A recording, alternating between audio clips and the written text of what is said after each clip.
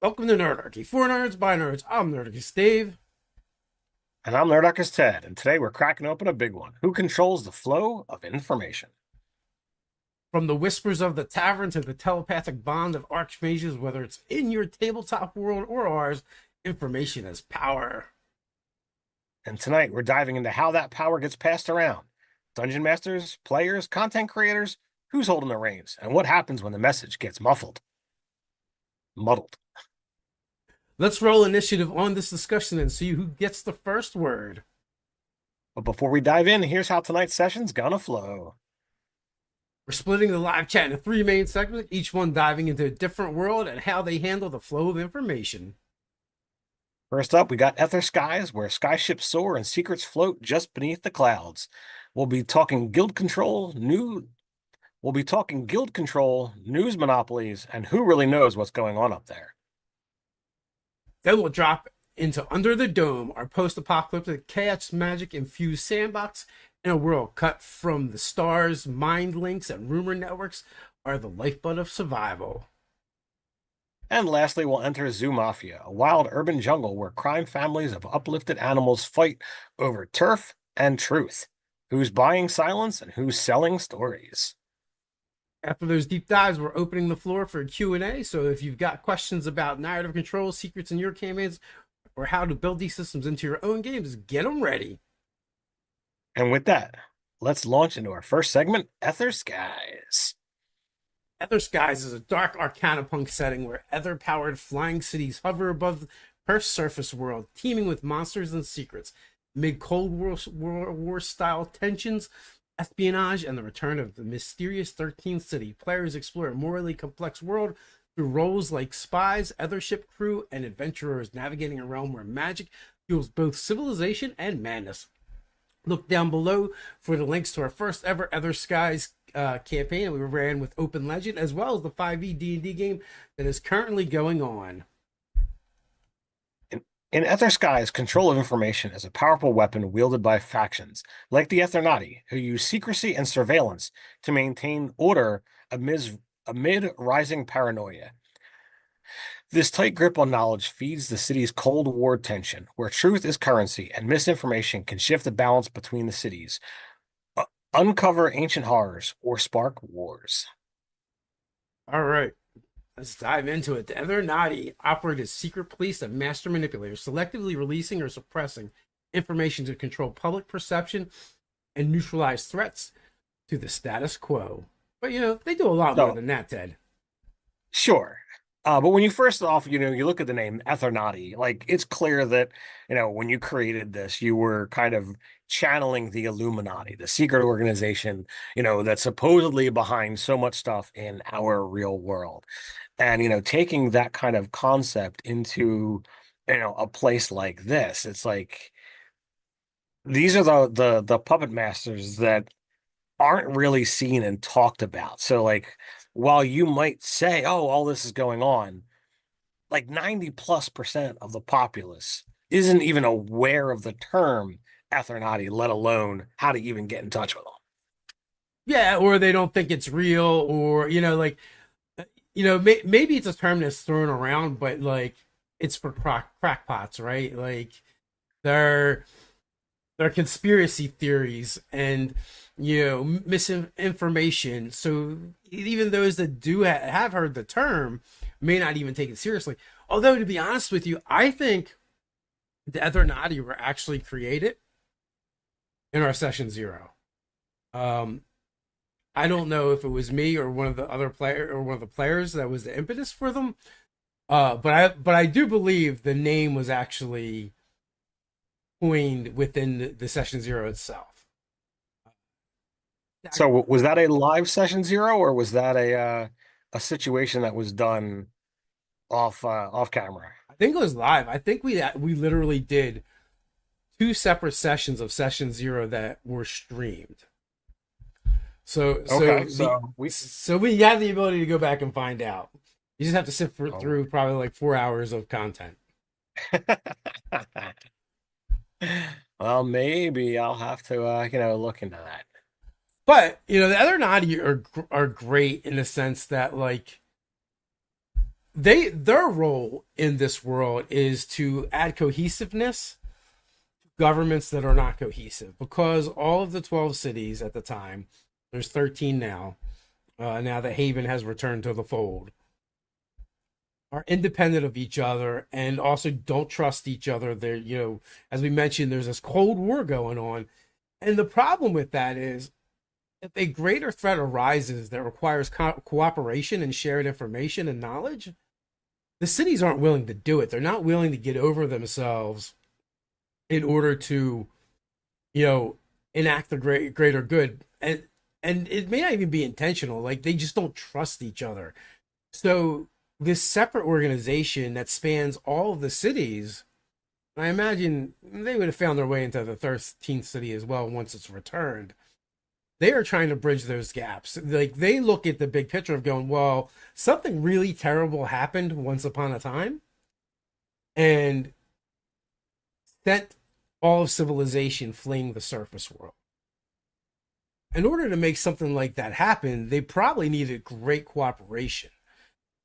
Well, what if that happens again and we're not ready this time? Will there be a chance for them to to flee and work together, or maybe they'll just be wiped out and cease to exist because they couldn't get together. The different governments couldn't get together and get over their biases and bigotries in order to work together.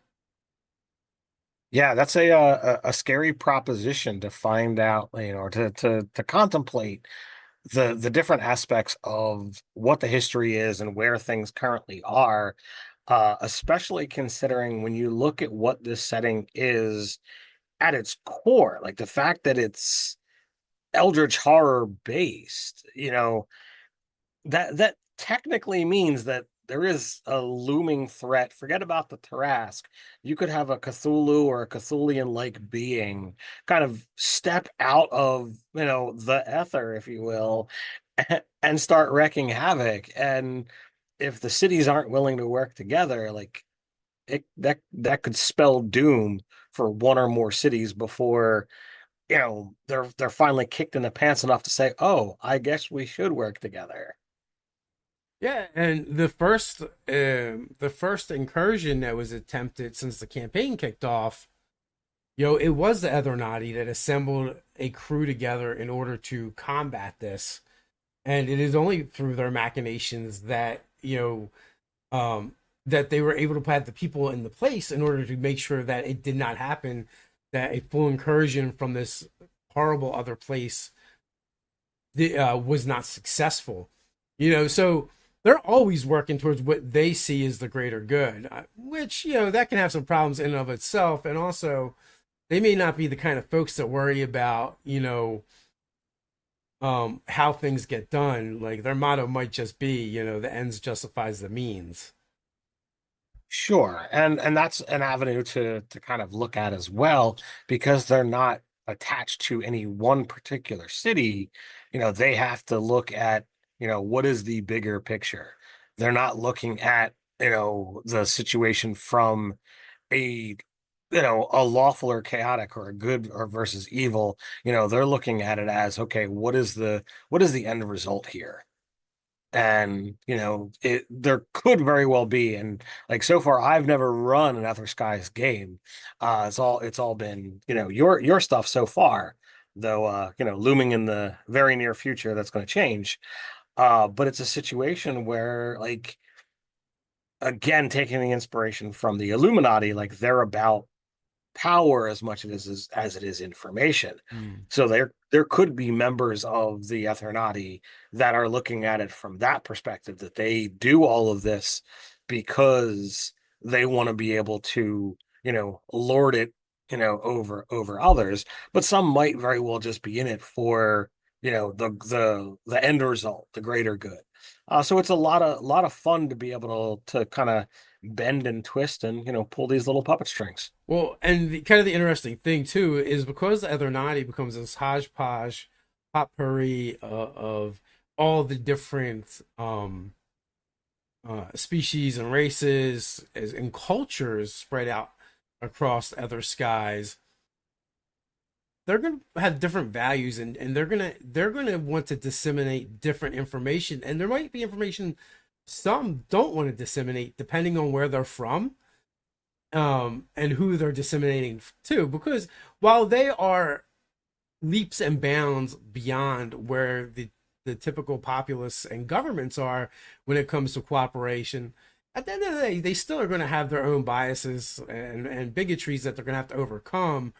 Um, and some of them maybe not at all, but others, they're fighting against the very nature of their being doing this, but that's how necessary they see it. So that's going to come to the table too. So it's also going to control what kind of information gets given out. If say you're running a game and your crew is working for the Ethernati, or maybe they're actually Ethernati, depending on who their handler is, could be a very different experience and the amount of information they get, right? They might have someone that's very open, gives, lays all the cards on the table and is very cooperative, or they might get someone that's very tight fisted and, everything's on a need to know basis and you don't need to know, because they're still harboring these old ways and resentments.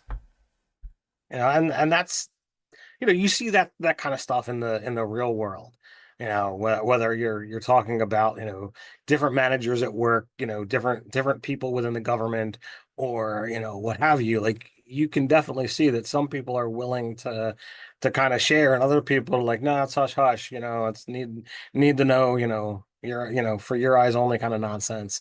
So like you can kind of take those things, and it's one of the great things that I love doing with RPGs is to kind of take real world type stuff and then figure out, well, how do I D&Dize that, and put the fantasy spin, or in this case, this world's spin, to be like, all right, how does this get put into here? And it's something that I almost do without thinking. I see something and I'm like, all right, how does that fit in a D&D game?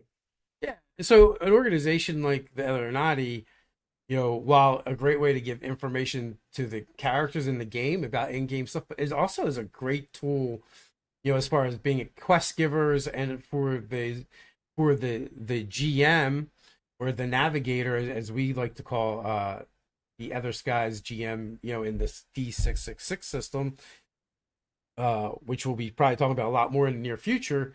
But it gives that person an avenue to kind of give information to the players too, hopefully in a more interactive way and conversational way, and not just lore dumping on them. But Right. whoever their handler is could go a long ways towards that. Yeah, so that's a lot of fun to be able to look at, and having a quest giver be that stopgap of information, and be able to only deliver precisely the amount of knowledge that they need to move forward, and not a hair's breadth across that line, can be a lot of fun when they get put into a situation where, had you given them more information, they might have done something different. But to hold that back, you know, can be fun to see uh how they respond when they come back to that NPC later. So where's another place information may come from, Ted? So in Aether Skies, we have the 13 flying cities, which all have their own individual governments. Each curate and distort facts to serve their political agendas, turning news and history into tools of propaganda and leverage in their Cold War struggles. Yeah. So not only do we have 13 cities with 13 individual governments, but there are also probably 13 different governments, types of governments, right? One of them is definitely a theocracy. Others is run by guild members, and so on and so forth. So that's going to also filter like what kind of information is available, and because like we kind of play this world as being Cold War-ish and um very xenophobic towards the other cities, that, and it's not even like particularly towards species or races per se, it's just the cities themselves, like oh, you're from Theopolis, well, I'm from Fallcrest, and you guys are clearly a bit on the whack side. So, you can only imagine the amount of propaganda at any given time that's being spewed from these governments about the other cities. And it also kind of begs to ask the question of, well, what is their agenda? Why do they seek to perpetuate the stereotypes and the xenophobia? What are they trying to do? What are the ruling bodies up to? So that's the fun thing to be able to look at is, again, based off of, what kind of players you have, what kind of story you're looking to tell, and what city you're kind of, coming out of, you've got the ability to shape this in a lot of different ways. And, it's very easy to, get into, every style of D&D game that's out there, and throw in some political intrigue into it at the same time, to throw in into it a little bit of this dash of horror, or psychological horror with, the eldritch entities. um you know I look at each of these cities, as a, they're massive floating continents where like every resource is, has got to be looked at and evaluated. And while it's not talked much, like, I don't foresee like a whole lot of like, oh, just, this is useless, I'm going to throw it over the side. Things are going to get, used and reused and reshaped, until it's gotten to a point where it's like, okay, what started off as a board has been, turned into, part of a shelf, and then, carved down into a trinket, finally broken and thrown into the fire for, a fuel source, because, there's not a whole lot of avenue for, waste, short of just, toss it off the side. Yeah, kind of. I've been doing a lot of thinking about that. I want to stay on topic. So Oh, sorry about that. no worries. But you're right, right? I was kind of thinking like in our first game, Doug had played Roz, which was this dwarf from Grundlehelm, and like he portrayed them as being very like Soviet Union esque in like their government style, how they did things. She was an ex-soldier, and she'd actually been into a failed expedition to the surface world. She lost one of her arms, and like ever since that, she's been distrustful of the government and the military that that she once served. And she was definitely of the group like the biggest conspiracy theory, and always talking about, well, what are they trying to hide? They're trying to hide something. And I really appreciate that. And some of the missions that you guys had to do was trying to uncover some of that information, and do your own kind of like spycraft in order to get the things that Ross thought that was being held from you guys, because you also needed that information because you were planning an expedition to the surface, right? And you know, Roz always said like they knew more about the surface than they were letting on, and maybe they do. Yeah, so the ability to kind of, either work, against type or work towards type, with each of those cities kind of adds a whole new, level of role playing. Um, because like, sure, you've got a dwarven city and an elven city, but, you don't necessarily have to be from those places if you're those races, but it does add another dynamic to, how your character, is or can be shaped. Uh, so I don't know, lot of fun to kind of dive into those governments. And, as you said, with each city possibly having a different style of government, it means, okay, well, if this place, and I don't even know if one of them does have, a royal bloodline, they're obviously going to be different than a place that's, got a democracy where anybody could technically rise up and get in charge. Um, so it's fun to kind of, world build on each of these places, where you've got, all of this, you know connectivity that isn't really connecting. So with that, also we've got, what about cross city communication, um, being tightly monitored or outright restricted, making rumors, espionage, and black market information networks vital to navigating the fractured truth of the skies. So, right, first we talked about the Ethernati and how they might disseminate or information or disinformation. Then you have the actual governments of the 13 flying cities, and their approach to information, propaganda, disinformation. Then you have, what about, the black market networks, the espionage, um, cottage industry that's going to pop up where they're not maybe connected to any one particular government at all, but because of you have these networks that are kind of spread over top of everything. Well, I feel like there's going to be this other network that's underneath, who maybe they're more like Roz, where they don't believe what the government's saying, and they are, it could be conspiracy theories, or maybe really it's the truth, right? Because sometimes they have grains of truth in them as well.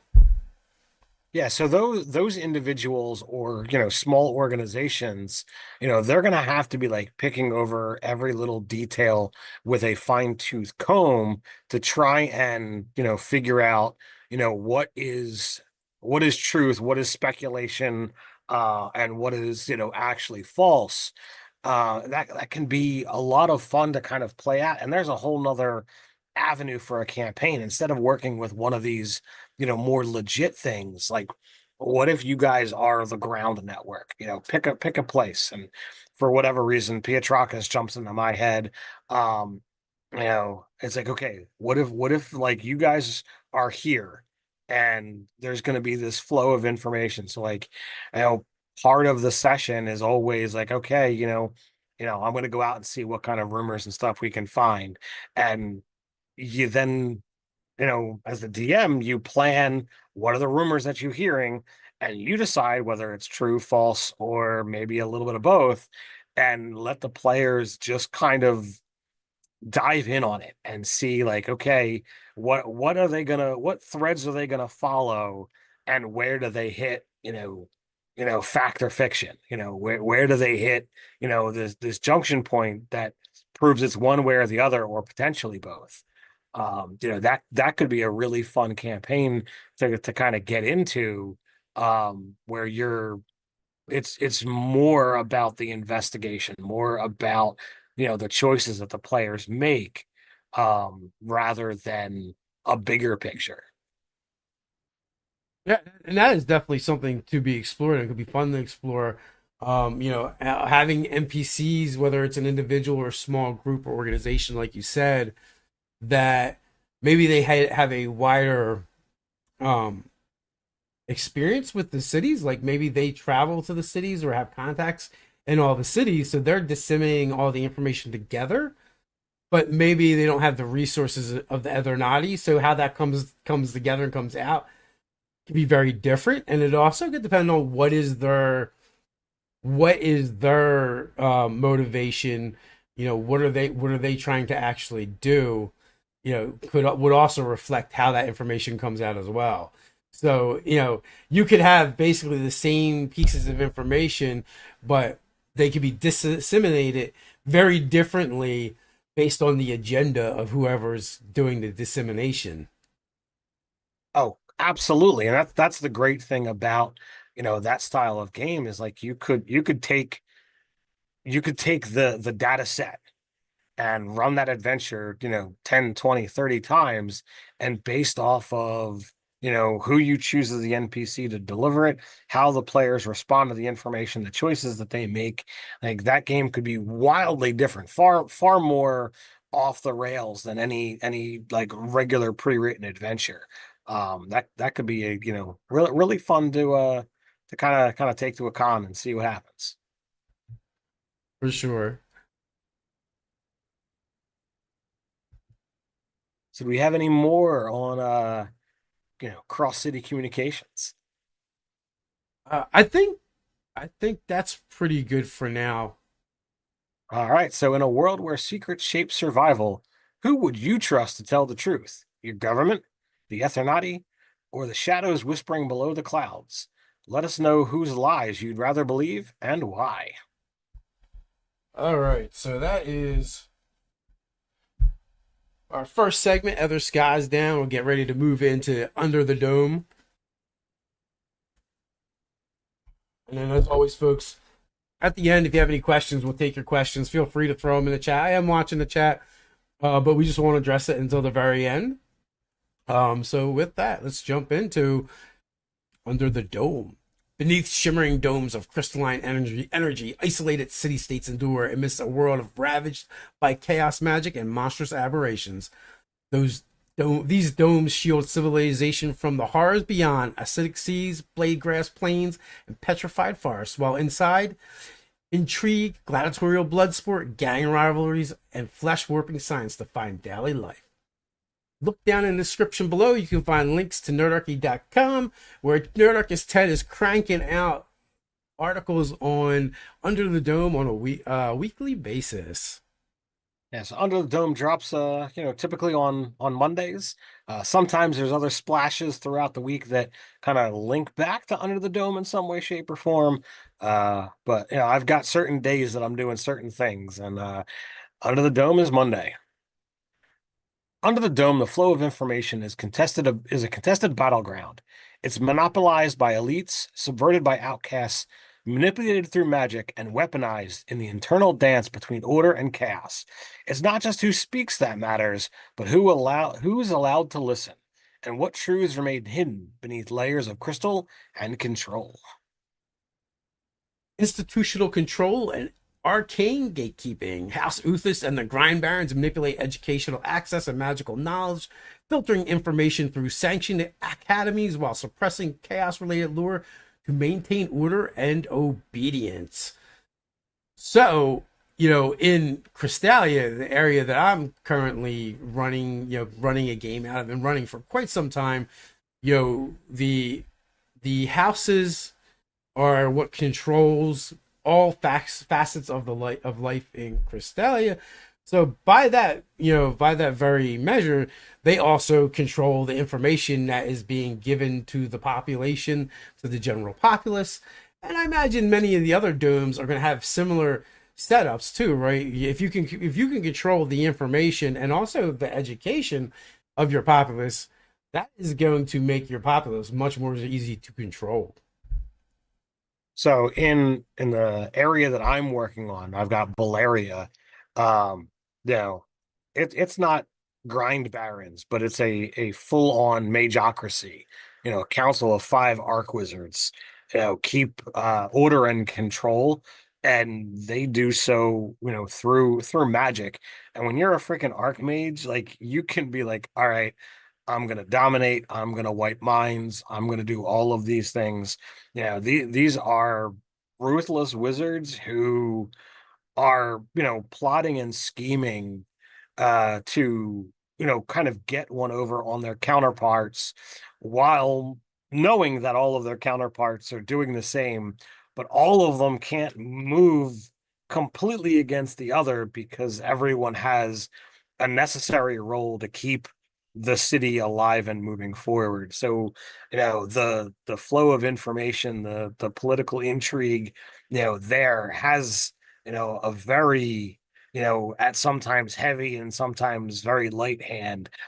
So information has got to be critical, with how they're interacting with the humanoids that are outside the dome, how they're, dealing with uprisings in the small or greater within the city itself, or the fact that there's something crazy about the area that this place is, that travelers from elsewhere frequently find themselves dumped within the sands, literally ripped across the plains and dumped into the black sands outside the city. um so it's a veritable cornucopia of new life, new information, and you know having the ability to kind of control that is really necessary. So somebody who you might think, oh well, this dude is just the average bartender. Well, chances are that information is being run, up a network across the entire city. Yeah, I feel like in Under the Dome, most of the domes, if not all of them, are going to have their versions of secret police, even more so than maybe in other settings, because everything is so tightly controlled, and it kind of has to be because the survival of a settlement or city is dependent upon it, because the cities are always constantly being bombarded by chaos magic. So the things the fail safes that have been put in place need to maintain that. And just like you mentioned in your Magocracy, you know that the aristocracy that I put together is the same thing. Aristocracy. Yeah, that's the word I was looking for. Thank you. Um, it's been put together in a way that they do rely on each other, because they all have key functions to keep the city going. And while you might be able to take over someone else, are you going to be able to necessarily take over the responsibilities? Because without that, what's the point in taking things over if things start falling apart, right? So Yeah, it's the delicate balance of, can you do this, accurately? Can you do this without problems? And like that was the fun element that I put together because, with mine, they don't really get along, but they have to. So like it opens the door for a lot of, fun intrigue, if that's an angle of what players want to play. And, that's in fact what uh spoiler, that is what you guys, kind of voted on for the game coming up after your Ether Skies game. I'm going to run Under the Dome here on the channel. You guys are going to be set in Baleria, and you're looking for a political intrigue dealing with this magocracy. So I'm eager to see how you all like my dome versus what you've been doing with Crystallia. yeah, so you know that's the underlying theme, I think, in Under the Dome when it comes to the information, the flow of information in the domes, from the top down. And even though like they may have slightly different setups, where in my dome I feel like they're less adversarial. It's more of a us versus them. Right. We all live up here and live well, but we recognize that like there's way more of them than us. So we constantly Uh-huh. have to work together to keep them placated and happy, so that they don't try and take what we have. So and also I do like the idea that you've got set up where it's like they all function under the concept of mutually assured destruction, right? So they kind of have to work together in order to make sure that that doesn't happen. Well, so that's the other angle is, we want all the domes to feel different. If you pick up and like, oh, well, this is all, run by the aristocracy of these, noble houses. Oh, well, instead of noble houses, they're mages and they all work together. Like that's the same level of intrigue, just you've changed the players by putting this kind of, animosity that, you know, you've got the game of being able to play one against the other. And maybe through gameplay, you can find a way that, oh, well, one of these mages can be brought down because the things that they're required to do can now be taken over by this other thing, whether it be, insert magic item, insert, industry, insight, power granted to, the mage that you're working for. And now if, oh, well, if they handle two-fifths of, these things, well, now they have made themselves even more critical, to the city, and therefore that further secures their power base and stops the others from being able to move against them. So it's it was a crazy situation that went down, a lot of rabbit hole thinking for a while when I was putting this together. But let's look at something beyond arcane gatekeeping. And what about underground networks and subversive knowledge?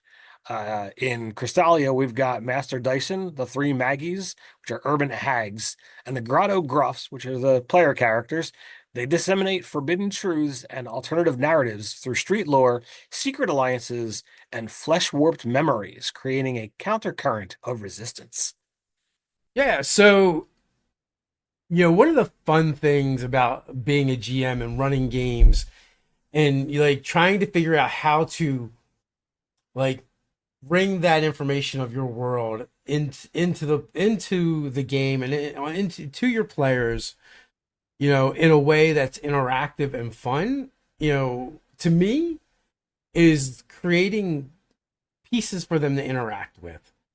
Uh, a lot of times they're NPCs, but it could be other things as well. We've gone over other examples in the past, but in this particular instance, when you have these underground networks that do have the subversive knowledge, right?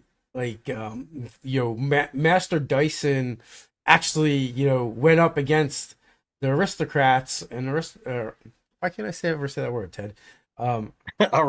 Aristocracy. Then the aristocracy, he ended up in prison, right? And the players had to break him out because he was actually trying to organize all the gladiator schools, right? And get them a better deal. And they saw this as a challenge to their power, right? And and they didn't want that particular information to go out of going, oh, wait a minute, we have these all these highly trained and skilled warriors that are banding together to form another power center. So they immediately began trying to shut that down. They infiltrated his school. They made sure that he got captured, and tried to sow discord between that gladiator school and the others. They're doing whatever they could do to make sure that they did not team up. Yeah. So, yeah. And that's a fun thing to do, is because of how the players reacted, that caused these pieces to move. Life is about action and reaction. So a story, a tabletop story, is going to wind up being the same thing. So when you've got these characters moving this piece and an NPC moving this piece, it's going to cause all of this shifting around. And you know the game that you've been running has not been all political intrigue. You've done an amazing job combining every aspect of gaming that is really out there into this one really long story that we've been lucky to be a part of. But when you start taking these underground resources, these individuals that are not connected in any way, shape, or form to the greater power, they've got the ability to kind of control their small piece of the world. And as the pieces move, their small piece has the ability to either grow or shrink. And the players usually are the ones that have a hand in making that happen. And that's why the Grotto Gruffs get mentioned there, especially as you guys become power centers in of yourselves in this world. You're able to affect which you guys have done on a small scale so far, but not too much. But you've been able to affect what kind of information and knowledge gets out there. You've kind of done it in a very focused way to get to certain ends. But imagine if you guys were to turn your desires to something greater, it would not be too hard with the power that you've accumulated. In the same way, like the three Maggies are also pretty powerful, and they also are able to give information and have given information and giving you guys what you needed. But of course, they're hags, so it always comes with a twist. Yeah, so that was a thing that I love using hags. It's something that I haven't done anywhere near as much as I should have, with the amount of gaming experience I have had behind the screen. But I've found that I've enjoyed every time I've put, a hag or hag-like creature in a game. And I've been kind of milling some thoughts around about the three Maggies, and either, I'm going to have something similar in Baleria, or to have them be something that they kind of exist across the domes, so that they've got the capacity to legitimately be the same characters in the same places. And they might have a different name, or they might not, depending. But I've been giving those guys a lot of thought as to, how I want to incorporate the concept of hag into my dome, just because they've been so much fun to kind of play off against, even though like my character hasn't made any deals with them. From a player perspective, I have enjoyed what you've done with them here, and it can only lead to more fun later on.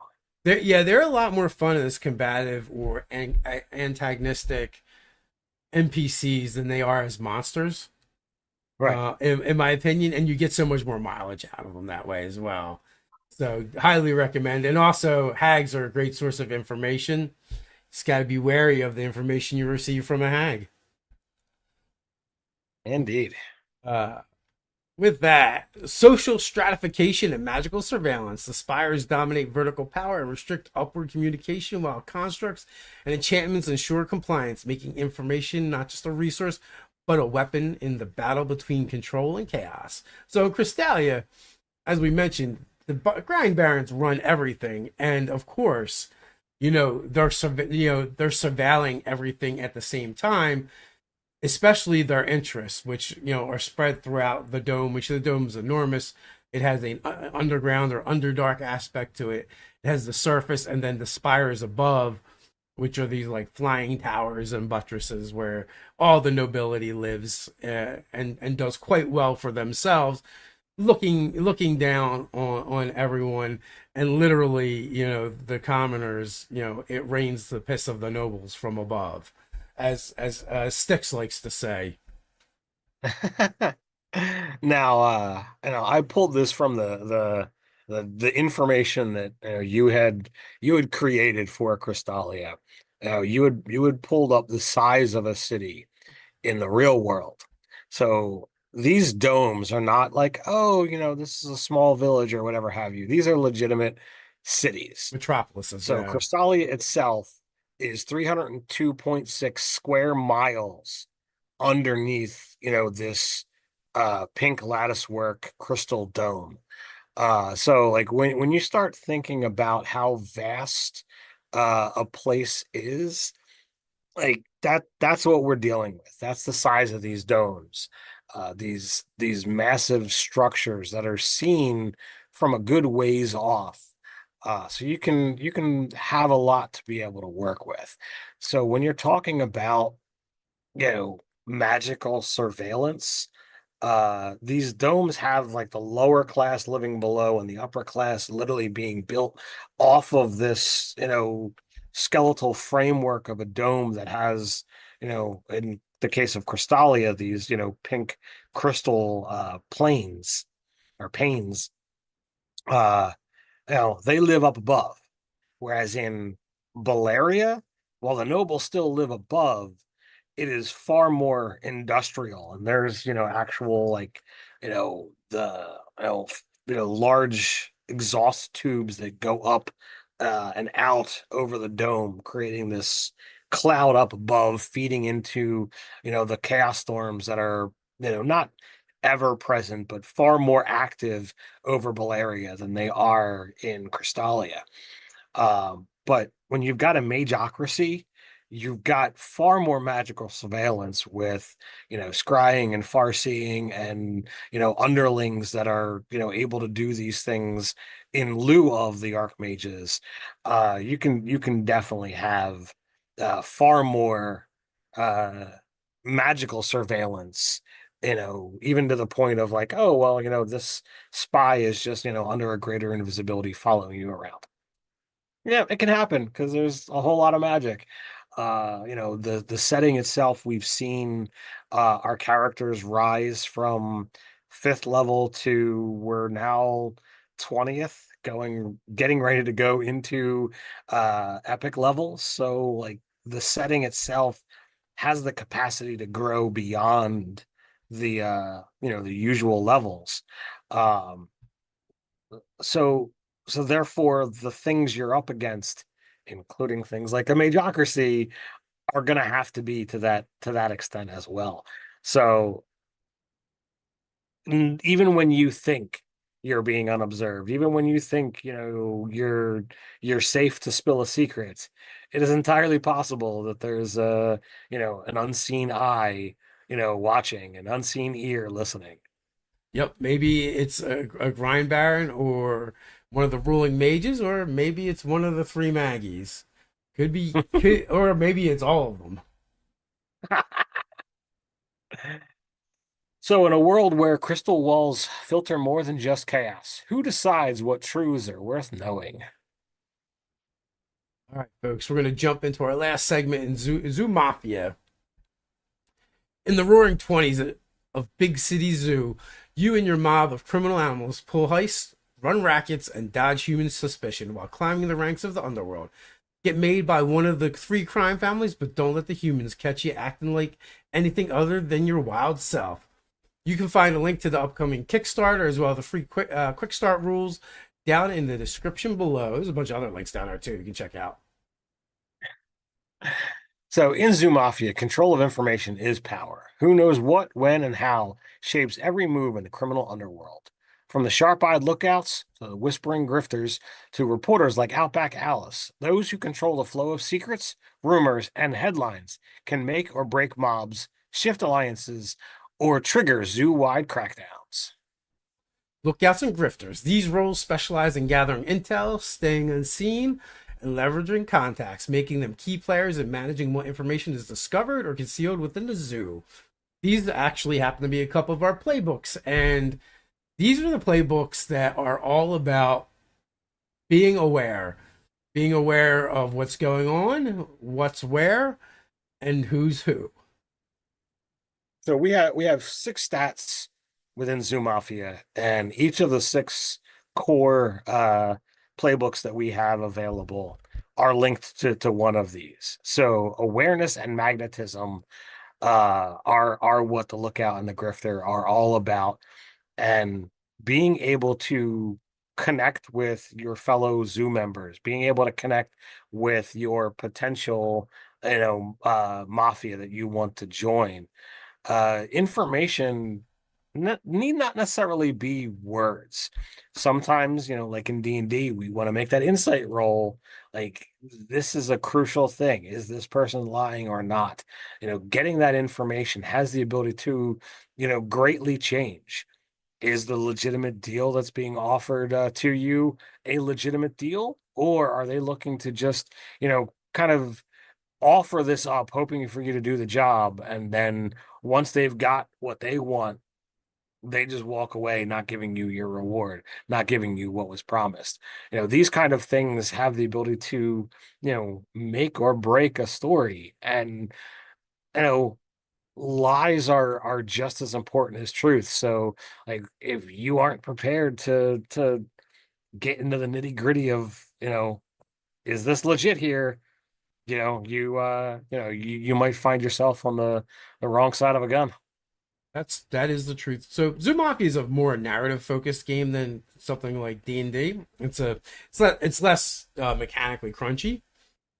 But that being said, certain playbooks, especially these two, have the way to pull information out of your zookeeper, the GM in this case, where by making a certain check or different parts of the game, different phases of the game, they have the ability to ask questions of the zookeeper, and the zookeeper has to give them the information. So, some of the narrative control gets put in the player's hands in these cases. So it's funny, but these particular playbooks are actually good at actually controlling the flow of information and pulling it out of the zookeeper, especially at crucial times, which can be very helpful when you're trying to pull a job and get things done.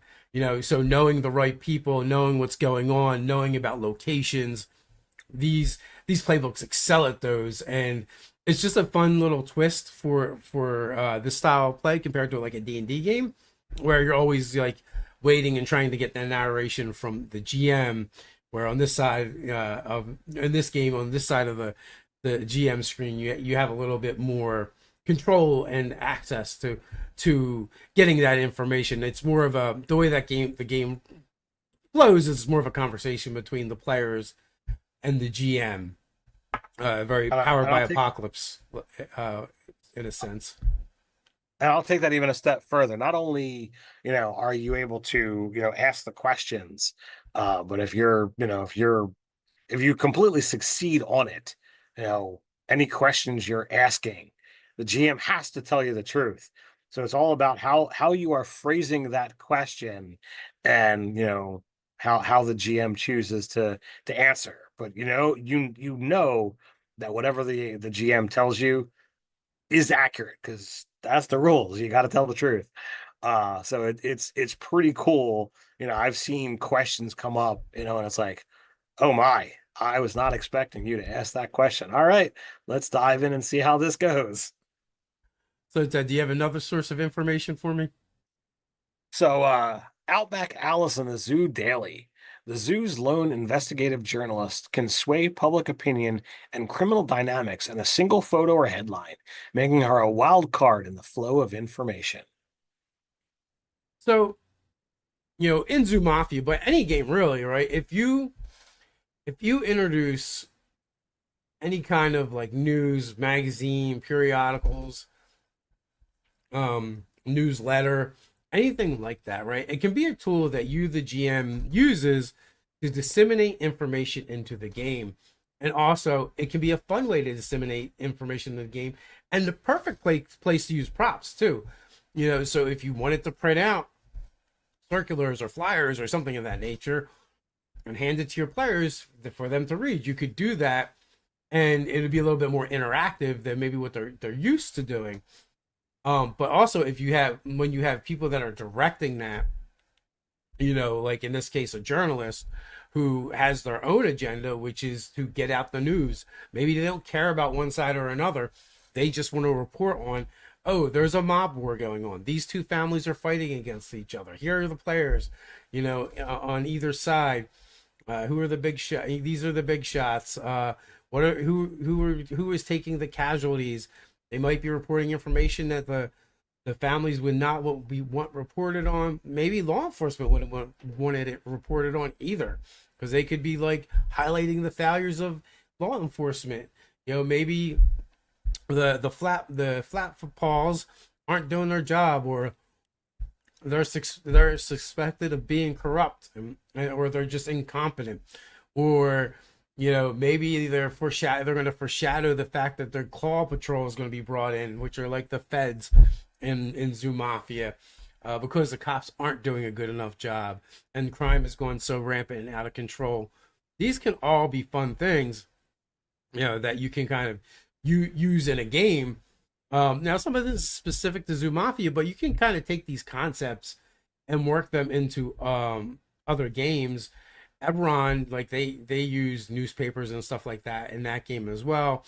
Or if you're playing another game that's not a D&D game, look at the sources. What can you use? When we played Monster of the Week, my players would Google stuff all the time, and I would use real locations and kind of like steep my adventures in in the real world, and then add stuff to it that was fantastical or magical in nature, So they would ask me, well, can my character Google this? And I say, well, you got a phone, Google it yourself. And they'd be like, oh, this thing came up. And I'm like, yeah, that looks like the thing you're looking for, or whatever, because that's how I found a lot of the information for my Monster of the Week games. With that being said, you can take that into any kind of modern game or a future game, or even if you have a game where there is um like print media, like newspapers and stuff like that. You can still use that stuff to highlight information, give quests, and just kind of like make your world a little bit richer, and maybe a little bit more of an entertaining and different way to disseminate information to your player. With the way Zoo Mafia is broken down, with a lot of the games that we've run, each session is a job, is a time frame, 1 to 3 days, what have you. So you could very easily like run it in that style, and the start of every session could be, well, here's today's headlines, and you read off, and it could very well be the journalist or the public's opinions on what has just transpired. So you could have quite a lot of fun you know doing that, especially if you're the DM who, or in this case, zookeeper, who likes to do flavor text and, to kind of read that out. Or as Dave already kind of, pointed out, like if you want to do props and you want to actually print out one of these things and be like, okay, here's the newspaper that arrives at your doorstep today. Yeah, you can definitely have a lot of fun with that stuff. There's another way to get for the information to come into your world as well, and who controls it. That is the crime families. With networks of informants and loyal enforcers, families like Al Capone's crew often manipulate what's known or hidden to protect their operations and sabotage rivals. So the This, crime families really control so much that's going on. I mean, based on, how the real world mafia was kind of doing things back during this time frame, like they're more powerful than the the police department. They are controlling what's going on. Therefore, they're the ones who are, looking to control that narrative. They're the ones looking to use a combination of, fear, blackmail, and intimidation to keep some things out of the press, to keep, certain people in the dark, because it's like, all right, well, I could just plug you or your family or whoever, you don't want me as your enemy, so, you got to do what I say. yeah, and also like even in our games, it can go the other way too. Like the players will often try and control what information gets sent to the different mobs and mob bosses, and that's been a big part of a couple of the campaigns I've run that I played in, where it's almost this reverse flow of information, and it's being weaponized in order to take down a particular crime family or mob boss, maybe even the one you allegedly are working for. So Allegedly. yeah, so so this can be a lot of fun, but also like any game that you're playing, right? There are going to be authority figures and power centers, and they're going to control the information. Or at least they're going to try to, and they're going to want to manipulate it. They're going to want to own it. They're going to make sure they're the ones that really knows what's going on, and wherever they can, they're going to want to obfuscate what's going on to the rivals. So this is something you can use as a GM, and it doesn't matter if you're playing, Zoo Mafia or D&D. I love, putting out red herrings for my players to find, and also, giving them a little bit of misinformation and letting them run wild with it to see where it goes. Um, and you can't do it all the time, or they're just never going to trust you.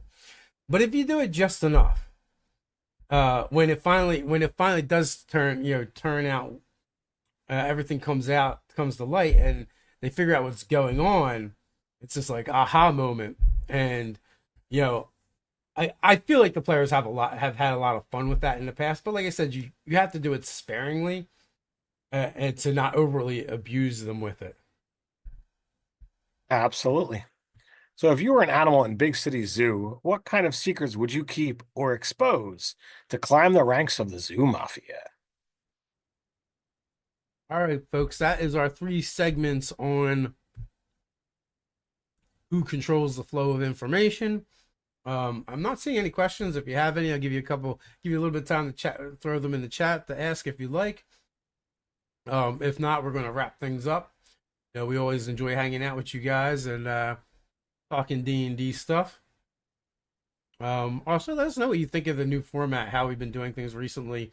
We've been trying to kind of do a mix of, you know, a little bit more scripted combined with us doing our normal free flow back and forth. Let us know how it's been hitting for you. So with that, I don't see any more any questions.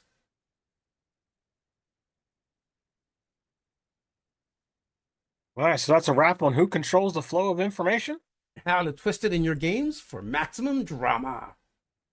So hit that like, smash subscribe, and ring that bell. Till next time, stay nerdy. Stay nerdy.